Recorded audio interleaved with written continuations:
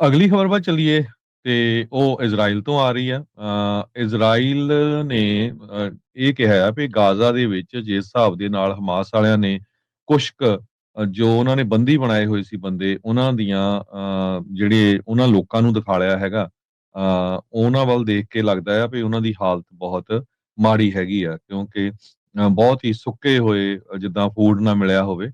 ਸੋ ਹੁਣ ਇਜ਼ਰਾਈਲ ਦੀ ਸਰਕਾਰ ਦੇ ਉੱਤੇ ਕਾਫੀ ਵੱਡਾ ਜਿਹੜਾ ਪ੍ਰੈਸ਼ਰ ਪੈ ਰਿਹਾ। ਲੋਕ ਇਜ਼ਰਾਈਲੀ ਕਹਿ ਰਹੇ ਆ ਵੀ ਤੁਸੀਂ ਪਹਿਲਾਂ ਜਿਹੜੇ ਸਾਡੇ ਬੰਦੀ ਬਣਾਏ ਆ ਲੋਕ, ਉਹਨਾਂ ਨੂੰ ਤਾਂ ਛੁਡਾ ਲਓ। ਪਰ ਯੂਰਪੀਅਨ ਯੂਨੀਅਨ ਨੇ ਇਹ ਕਿਹਾ ਹੈਗਾ ਆ ਵੀ ਜਿੰਨੇ ਵੀ ਹੋਸਟੇਜ ਜੇ ਤੁਹਾਡੇ ਕੋਲ ਹੈਗੇ ਆ, ਉਹਨਾਂ ਨੂੰ ਛੱਡ ਦੇਣਾ ਚਾਹੀਦਾ ਹੈਗਾ। ਜੀ। ਬਿਲਕੁਲ। ਹੁਣ ਇਹ ਜਿਹੜਾ ਦਬਾਅ ਆ, ਜਿਹੜਾ ਹਰਜੋਤ ਸਿੰਘ ਜੀ 100% ਇਹਨਾਂ ਦੇ ਉੱਤੇ ਇਸੇ ਕਰਕੇ ਹੀ ਜਿਹੜਾ ਉਹ ਪਿਆ ਆ ਵੀ ਅੱਗੇ ਜਿਹੜਾ ਉਹ ਬਣੂਗਾ ਕੀ। ਇਹਦੇ ਵਿੱਚ ਇੱਕ ਜਿਹੜੀ ਸਮੱਸਿਆ ਇਹਨਾਂ ਨੂੰ ਨਾਲ ਦੇ ਨਾਲ ਇਹ ਆ ਰਹੀ ਆ ਵੀ ਇੱਕ ਤਾਂ ਇਹ ਆ ਵੀ ਜੀਵਤ ਨੇ ਤੇ ਉਹਨਾਂ ਨੂੰ ਛਡਾਉਣ ਦੇ ਲਈ ਜਿਹੜੇ ਹੁਣ ਪਰਿਵਾਰ ਵਾਲੇ ਆ ਉਹ ਕਾਹਲੇ ਪੈਣਗੇ ਵੀ ਭਾਈ ਇਹ ਕੀ ਜਿਹੜਾ ਉਹ ਤੁਸੀਂ ਕਰ ਰਹੇ ਆ, ਵੀ ਕਿਉਂ ਨਹੀਂ ਤੁਸੀਂ ਇਸ ਦੇ ਵਿੱਚ ਅੱਗੇ ਜਿਹੜੇ ਉਹ ਕਦਮ ਵਧਾਏ ਜਾ ਰਹੇ। ਸੋ ਇਜ਼ਰਾਈਲੀ ਹੋਸਟੇਜਸ ਦੀਆਂ ਜਿਹੜੀਆਂ ਵੀਡੀਓਜ਼ ਆ ਉਹਦੇ ਨਾਲ ਕਹਿੰਦੇ ਵੀ ਪ੍ਰੈਸ਼ਰ ਇਸ ਟਾਈਮ ਨੇਤਨਯਾਹੂ ਦੇ ਉੱਤੇ ਹੋਰ ਜ਼ਿਆਦਾ ਪੈ ਰਿਹਾ ਆ ਵੀ ਉਹ ਸੀਜ਼ ਫਾਇਰ ਦੇ ਲਈ ਅੱਗੇ ਜਿਹੜਾ ਉਸਨੂੰ ਕਦਮ ਜਿਹੜੇ ਉਹ ਚੁੱਕਣੇ ਚਾਹੀਦੇ ਆ। 22 ਮਹੀਨੇ ਤਕਰੀਬਨ ਅਕਤੂਬਰ ਮਹੀਨੇ 'ਚ 2 ਸਾਲ ਹੋ ਜਾਣੇ ਆ।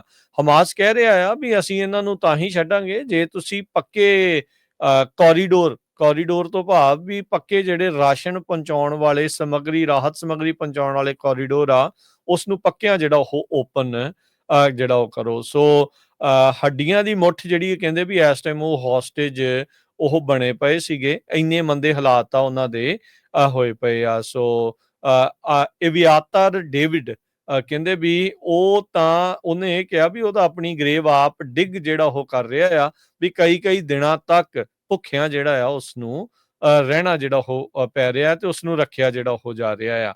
ਸੋ ਕਹਿੰਦੇ ਵੀ ਗੰਦੇ ਮੈਟਰਸ ਇੰਜਰੀਜ਼ ਜਿਹੜੀਆਂ ਉਸ ਦਾ ਸਾਹਮਣਾ ਜਿਹੜਾ ਇਸ ਟਾਈਮ ਹੋਸਟੇਜ ਨੂੰ ਕਰਨਾ ਜਿਹੜਾ ਉਹ ਪਿਆ ਹੈਗਾ ਆ। ਸੋ ਇਸ ਟਾਈਮ ਜਿਹੜੀਆਂ ਇਕੱਲਾ ਇਹ ਹੋਸਟੇਜਸ ਦੀ ਨਹੀਂ ਹਰਜੋਤ ਸਿੰਘ ਜੀ, ਹੁਣ ਤੁਸੀਂ ਦੇਖੋ ਵੀ ਇਦਾਂ ਦੇ ਹੀ ਹਾਲਾਤ ਉੱਥੇ ਬਾਹਰ ਲੋਕਾਂ ਦੇ ਵੀ ਨਾਲ ਦੇ ਨਾਲ ਬਣੇ ਪਏ ਆ।